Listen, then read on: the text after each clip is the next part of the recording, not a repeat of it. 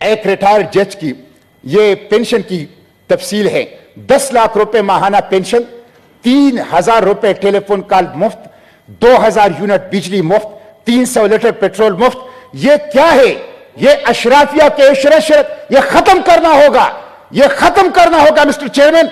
इस protocol culture को जब तक इसको आप खत्म नहीं करेंगे, पाकिस्तान तरक्की नहीं करेगा। 1.5 लाख सरकारी गाड़ियां पाकिस्तान में मुफ्त पेट्रोल इस्तेमाल कर रही है। सरकारी गाड़ियों पर, मराहत पर, टीएडीए पर 1 यूनिट बिजली, 1 यूनिट गैस, 1 लीटर पेट्रोल किसी को भी मुफ्त नहीं मिलना चाहिए। गरीब आवाम के ऊपर बोझ डालते हो तो अशराफिया के ऊपर भी बोझ डालो।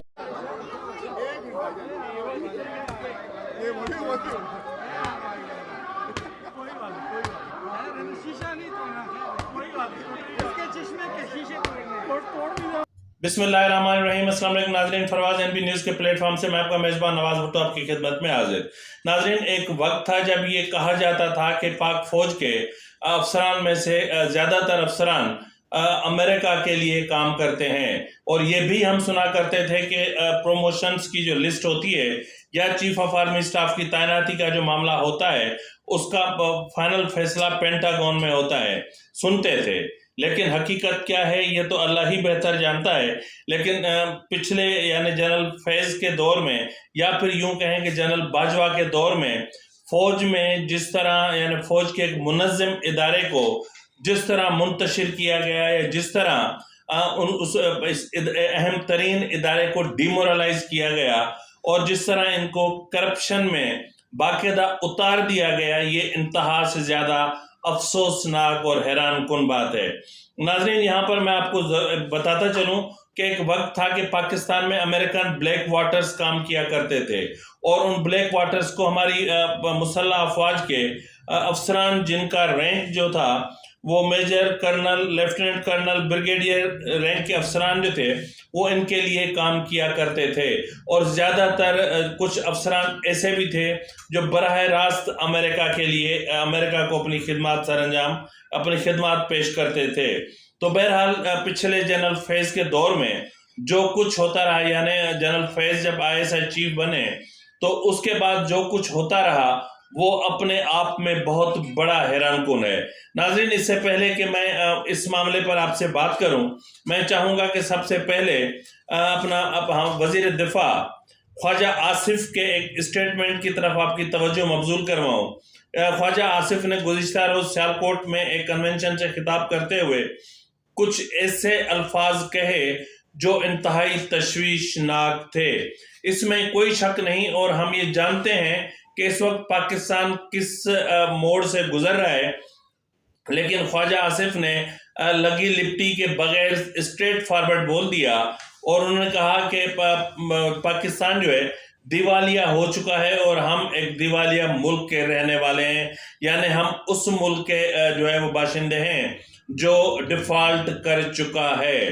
ये स्टेटमेंट दे रहे हैं वजीर दिफा, और दूसरी तरफ सदर ममुलकत एक निजी टीवी चैनल को इंटरव्यू देते हुए कह रहे हैं कि पाकिस्तान डिफॉल्ट करे, ऐसा हो नहीं सकता। तो बहरहाल आरिफ अलवी साहब की बात को मैं ज़्यादा अहमियत नहीं देता, क्योंकि वो इस काबिल ही नहीं है कि उनको अहमियत दी जाए। इससे पहले मैं आप जो है वो इसके बाद में आपको आरिफ अलवी से मुतालिक भी कुछ हक़ाइक़ से आगाह करता हूँ। नाज़रीन, हैरत की बात यह है कि ख्वाजा आसिफ ने कहा कि 1.5 साल कबल दहशतगर्दों को अपनी सरजमीन पर लाकर बसाया गया। किसने ऐसे खेल खेले कि दहशतगर्दी हमारा मुकद्दर बन गई। कल सारी रात सिक्योरिटी के लोग मुकाबला करते रहे। नाज़रीन, उन्होंने कहा कि जिसने आवाज़ उठाई उससे जला वतन कर दिया गया, और जो बातें प्रोग्राम्स में की जाती हैं उनका हकीकत के साथ कोई ताल्लुक नहीं है। ख्वाजा आसिफ का कहना था कि जो हमारे मुल्क के हालात हैं, हम एक दिवालिया मुल्क के रहने वाले हैं। आपने सुना होगा कि डिफ़ॉल्ट हो रहा है या दिवालिया हो रहा है। सच तो ये है कि दिवालिया हो चुका है। तमाम मसाइल का हल जो है वो मुल्क में है, IMF के पास नहीं है। ये एक बहुत बड़ा स्टेटमेंट था जो ख्वाजा आसिफ की तरफ से सामने आया, और ख्वाजा आसिफ की तरफ से एक स्टेटमेंट और भी आया था। मैं कोशिश करता हूं कि वो आपको सुनाऊं। انہوں نے جی یہ اسٹیٹمنٹ ہے یہ دیا تھا انہوں نے نجم سیٹھی کے ایک ٹویٹ کے جواب میں.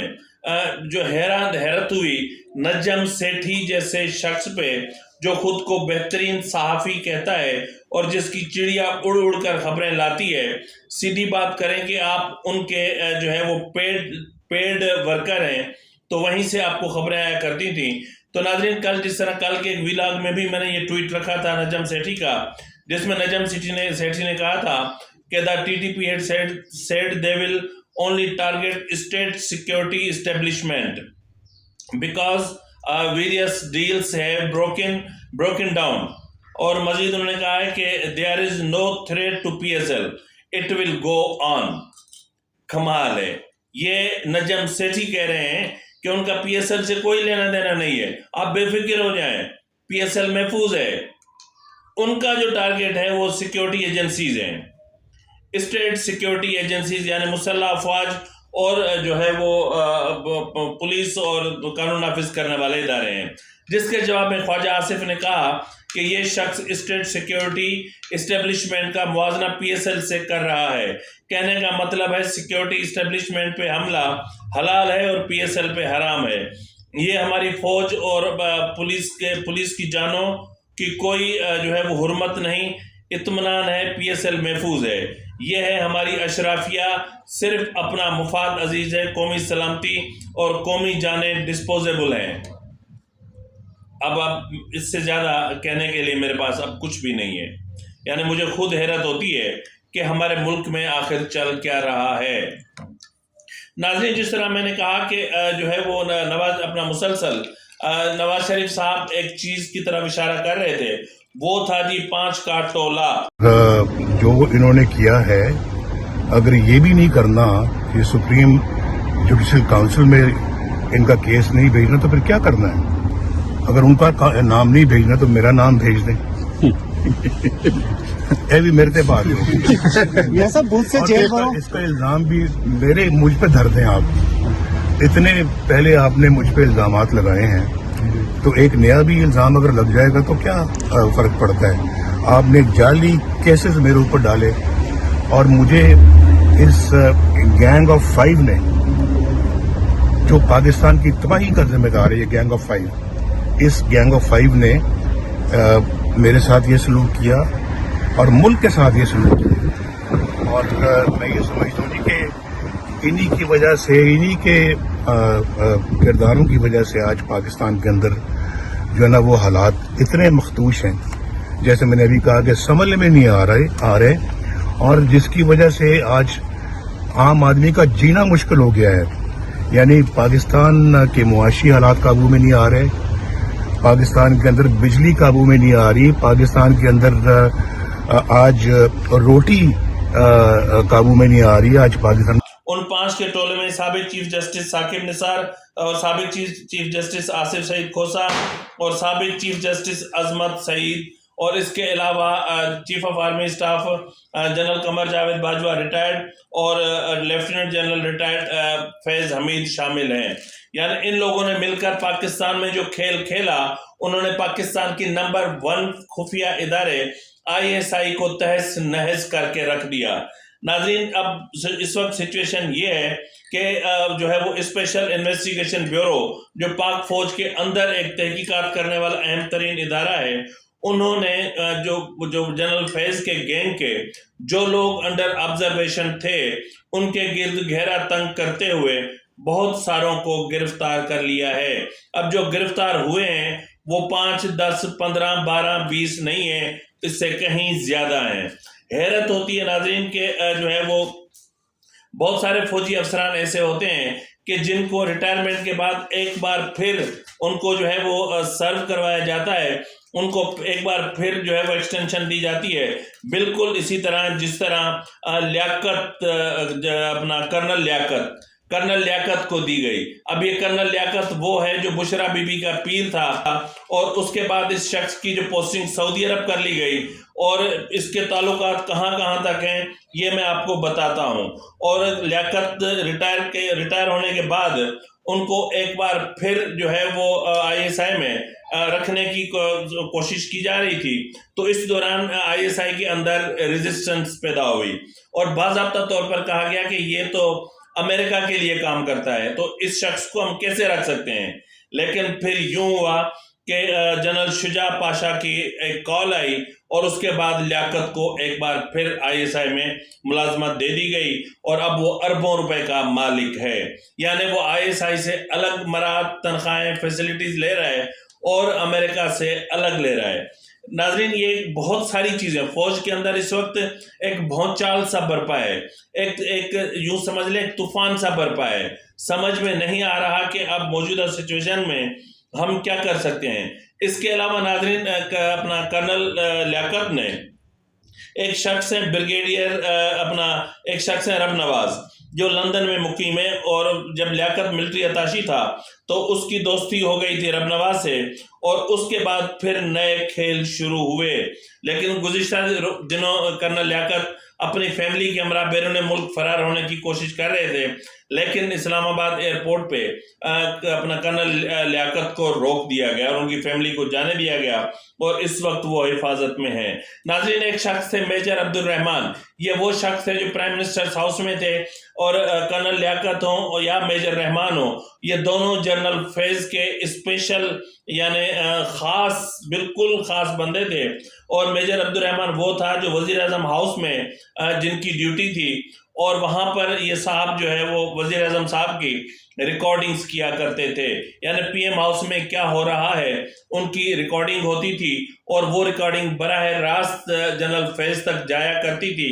جب ان سے موبائل برآمد کیا گیا تو ان کے نمبر میں اس اسپیشل سیل فون میں ایک ہی نمبر تھا، وہ تھا جنرل فیض کا، اور اس وقت جنرل فیض جو تھے وہ اپنا کور کمانڈر بہاولپور تھے.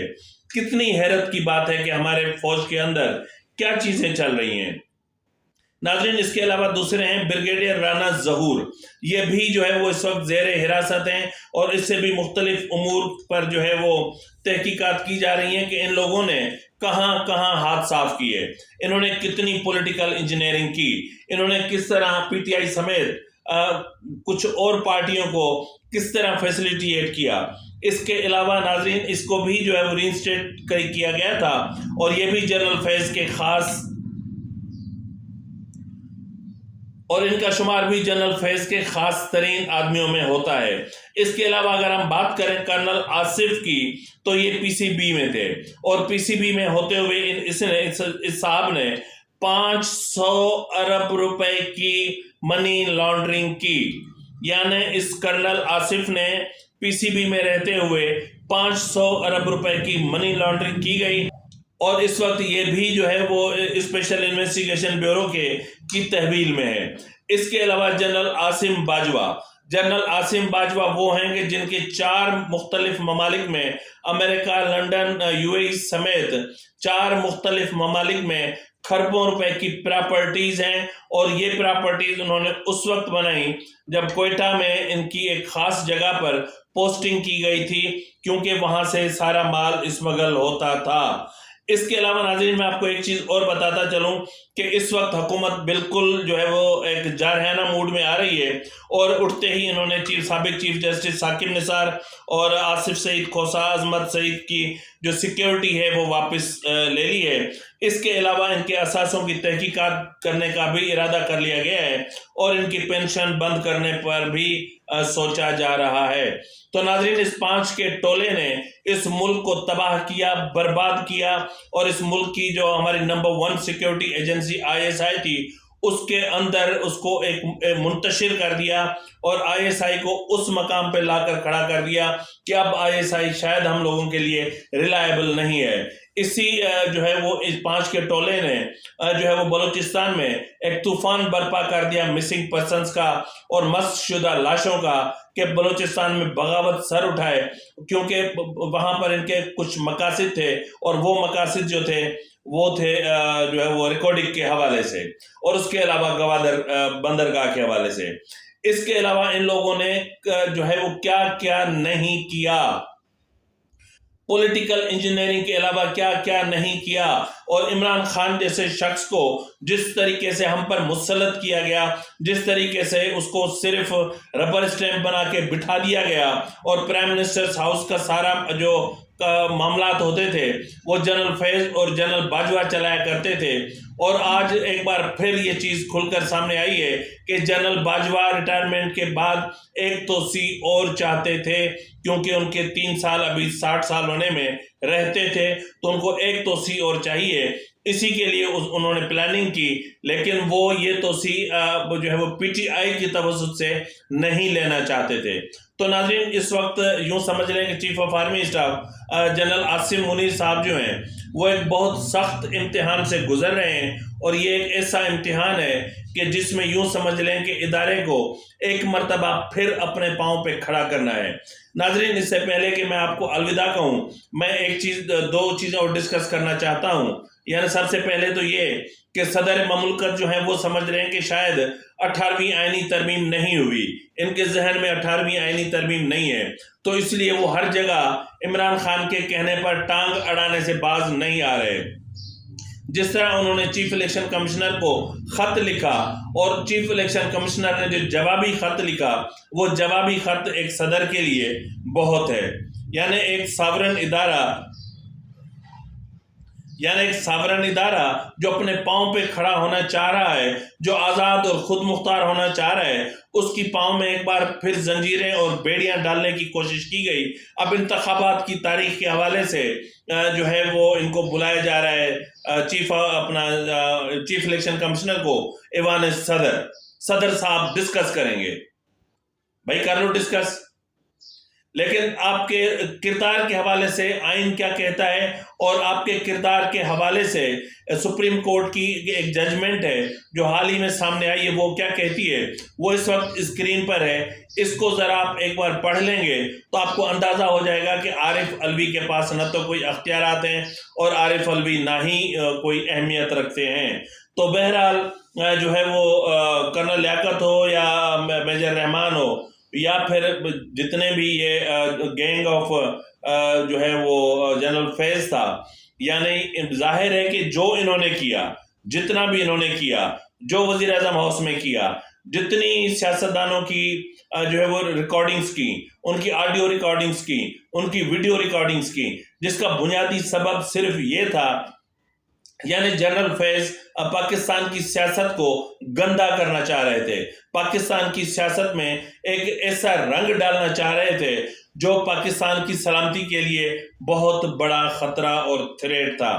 جنرل فیض اور جنرل باجوہ نے پاکستان کو آج اس مقام پر لا کر کھڑا کر دیا ہے کہ ہمارے جو پڑوسی دشمن ملک بھارت ہے، اب ان کے پروگرامز میں یہ چیز ڈسکس ہونا شروع ہو گئی ہے کہ جو ہے وہ پاکستان اپنا جو ان کا ایٹمی جو پروگرام ہے وہ رول بیک کرنا شروع کر دیا ہے، یا پھر اس کے حوالے سے یعنی وہ اس سے سرنڈر کر کے اور پیسہ لینے کی کوشش کر رہے ہیں تاکہ ملک کو کسی طریقے سے بچایا جا سکے۔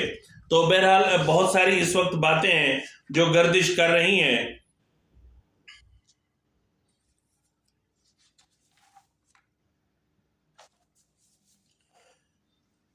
بھارت جو ہے یہ پروپیگنڈا صرف اس لیے کر رہا ہے کہ جو IAEA کے جو ڈائریکٹر جنرل ہیں رافیل گروسی نے پاکستان کا دورہ کیا، وزیر اعظم سے ملاقات کی، اور اس کے علاوہ جو ہے وہ انہوں نے مختلف چیزوں کے متعلق بریفنگ لی۔ اب گروسی کا یہاں پر آنا جو ہے رافیل ماریانو گروسی، اب ان کا جو ہے وہ یہ ایشو ہے کہ اس کو ایک بہانہ بنا کر اب انڈیا پاکستان کے ایٹمی پروگرام کو غیر محفوظ کرنے کے حوالے سے، یا غیر محفوظ ہے یہ پروپیگنڈا کرنے کے لیے اور دنیا کو باور کرانے کے لیے سرگرم ہو گیا ہے۔ کیونکہ یہی وجہ ہے جو میں بار بار کہہ رہا تھا، متواتر کہہ رہا تھا کہ ان لوگوں کو اگر نہ روکا، اور یہ جنرل عاصم منیر صاحب کے لیے بہت بڑا چیلنج ہے کہ ایک ادارے کو دوبارہ سے کھڑا کرنا ہے، ایک ادارے کی ساکھ کو دوبارہ بحال کرنا ہے۔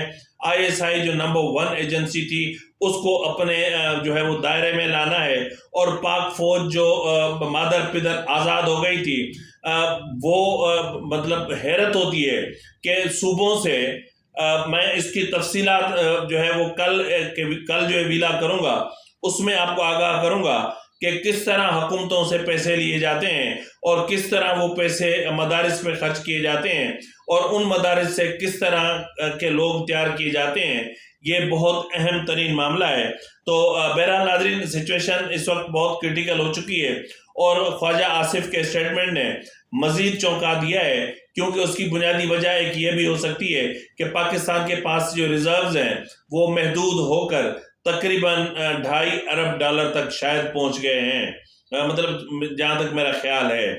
تو اگر $2.5 ارب تک ہم پہنچ چکے ہیں تو ہمارے پاس آگے کچھ بھی نہیں ہے، کیونکہ IMF کے ساتھ ہماری ڈیل ہونے میں ابھی وقت ہے۔ تو ناظرین، اسی کے ساتھ ہی اپنے میزبان نواز بھٹو کو اجازت دیجیے۔ اللہ حافظ۔